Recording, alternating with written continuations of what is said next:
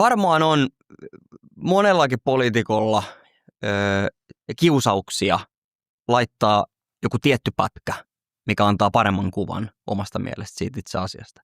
Mutta sitten on ihan eri asia, niin kuin tässä nähtiin, leikata se video sillä tavalla, että se antaa siis 180 astetta päinvastaisen kuvan. Eli ottaa pois se, kun todetaan, että arvostan tätä kyseistä järjestöä. Ja sitten leikata se niin, että se antaa vaikutelman, että nimenomaisesti sitä järjestöä esimerkiksi kritisoitaisiin. Että onhan toi siis epärehellisyyden huippu. Niin tämä samahan oli Trumpilla silloin, oliko se BBCllä oli editoitu Trumpin puhetta sillä tavoin, että se saatiin, ikään kuin Trump saatiin sanomaan jotain sellaista, mitä hän ei ollenkaan sanonut siinä alkuperäisessä puheessa. Siis vasemmiston työkalupakkiin kuuluu merkittävissä määrin valehtelu ja saman teeman sisällä 24.4.2026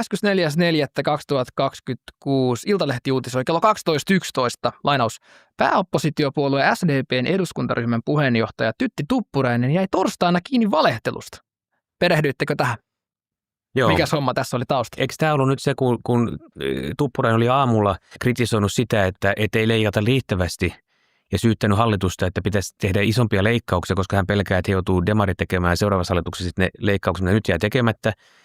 Ja sitten hän meni siitä suoraan sinne Säätytalolle pitämään puhetta näille sosiaalialan mielenosoittajille ja vaatimaan, että ei saisi leikata.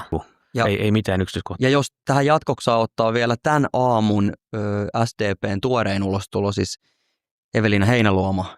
Eli siinä kohtaa, kun demarit ja sosialistit rupeaa jakaa siis taivaspaikkoja vastustajillensa, niin jonkunlainen pohjakosketus täytyy olla lähellä.